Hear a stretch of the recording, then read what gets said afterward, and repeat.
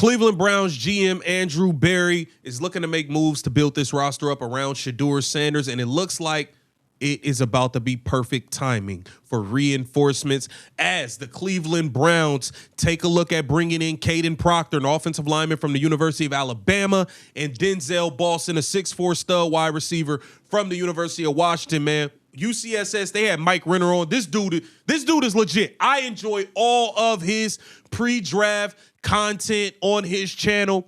Y'all make sure y'all get in tune with Mike Renner. I don't agree with everything, but he puts out really thoughtful, quality content when it comes to where these prospects may land, and it appears the Browns are bringing in some stud reinforcements for Shedeur Sanders. Welcome to Keep the Vision. Make sure you like, comment, subscribe, share the channel, hit that bell notification, hype the video.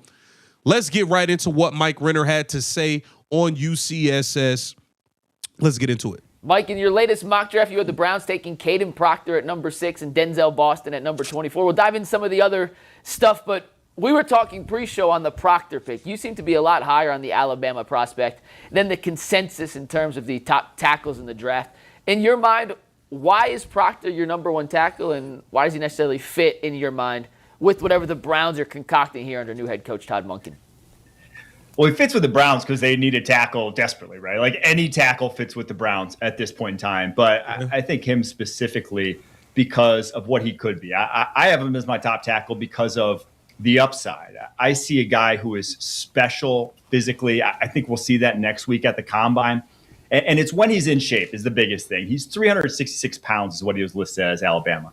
And at times, reportedly at Alabama, he was up over 400. And when he was that, he wasn't good. And in certain games, you saw him look slow. But I thought by the end of last season, he looked in the best shape I had seen him. And his tape was the best of any guy in this tackle class. So I will bet on a guy who's still only 20 years old, has freakish physical tools, and to me has the type of balance and sort of play and body control that can translate to the tackle position in the NFL. So for all those reasons, he's my top tackle. And for the Browns specifically, why I lean with that number 6 pick, OT, as opposed to wide receiver or really any other position is because tackle just historically does not last long. If you want an elite tackle, you just go look at the elite tackles throughout the NFL.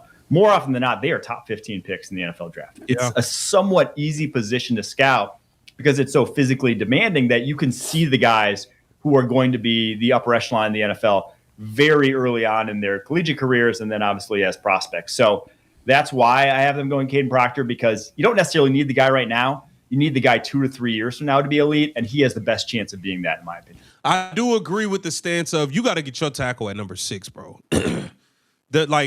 Protecting Shedeur is important. And you can still find, you might not get a Carnell Tate down at 24, but Denzel Boston will be good. It's some receivers that'll be around. That'll be good. You know what I mean? But at 24, if you're banking on getting a starting tackle with the 24th pick, that's dangerous, bro. That's dangerous. Mike, I do like his athleticism. I kind of compare him when you look at him. We got a guy named DeJuan Jones, but I think Proctor is a better athlete than he is. And he was also a higher rated player coming out of high school as well. Some people got a problem with the fluctuating weight. DeJuan Jones had a problem with the fluctuating weight scares me, not gonna lie. The fluctuating weight. Also, there's some out there that project him like Maui Noga into potentially being a better guard. Being a better guard than a tackle. What are your thoughts on, whether or not he's better than Maui Noga in some of the weight concerns at tackle? Yeah, I mean, I have those exact same weight concerns, right? You're going to have to promise me, when in the interviews, when you get through the process, that he's going to have his weight under control. And, with those Epic and stuff nowadays, I feel like it's getting easier, right, for these guys, or at least it should be. So at least there's that, right?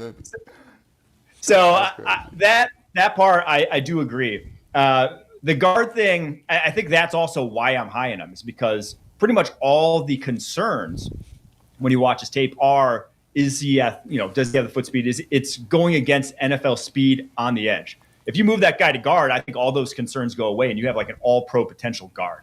And so it's kind of similar to the strengths and weaknesses that I see from Maui Noah. I just think Maui Noah isn't quite the physical specimen that Proctor is. He's a little bit shorter. He's a little bit more traditional guard build in terms of size, in terms of body composition. And then just for him on the edge, I didn't think his hands were as good and didn't have as much sustain and pass protection. And then he didn't face the top competition, right? He's playing in the ACC. Proctor's playing 3 years at left tackle in the SEC. He's battle tested in that regard in a much more pass happy offense. I think that was the other thing about Miami. It's a lot of screens. It's not a lot of NFL concepts, whereas Kalen DeBoer, what he runs at Alabama, or what he brought over, is a lot of drop back passing. So you got to see what Proctor would look like in an NFL offense. So that's kind of how I see those two and why I project Maui Noah a little bit more on the interior than even Proctor. Mike, you had Denzel Boston going to the Browns at 24. How much does he look like his daddy?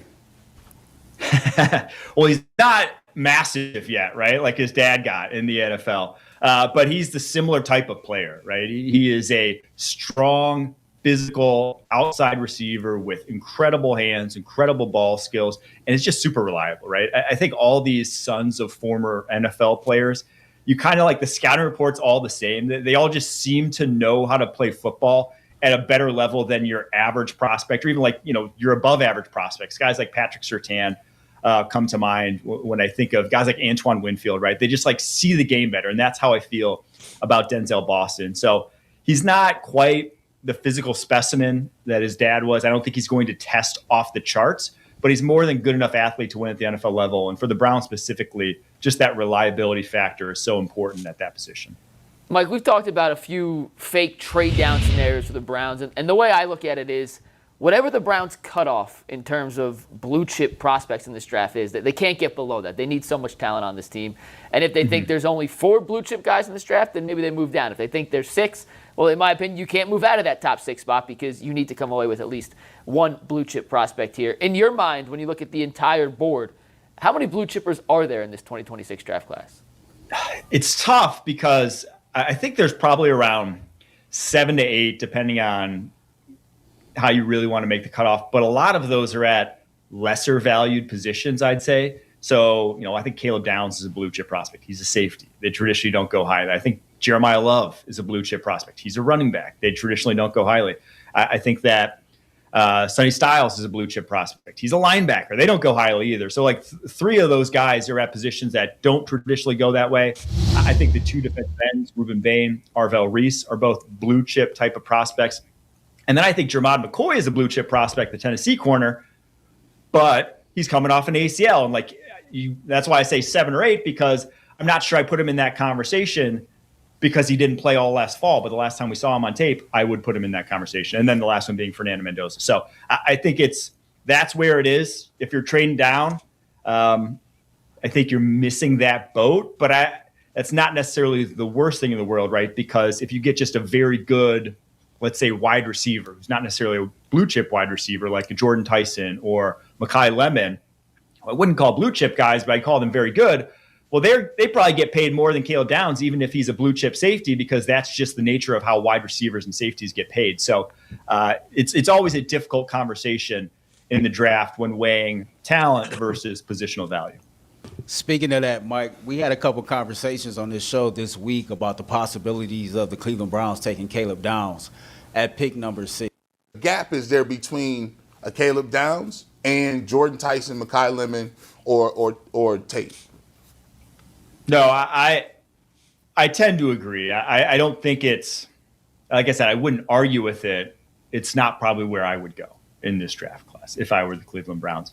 I truthfully would probably go offensive tackle, though, for what I kind of said earlier, is that I think these wide receivers are very good. I think Jordan Tyson, like I said, I think Caleb Downs is a blue chip prospect, but truthfully, I would have on my final board that takes into positional value, I think I will have the 2 wide receivers ahead of them just because I think they are very safe wide receiver picks, that being Jordan Tyson and Carnell Tate. I think so. This is where we're at, and next year I think is when they finally that.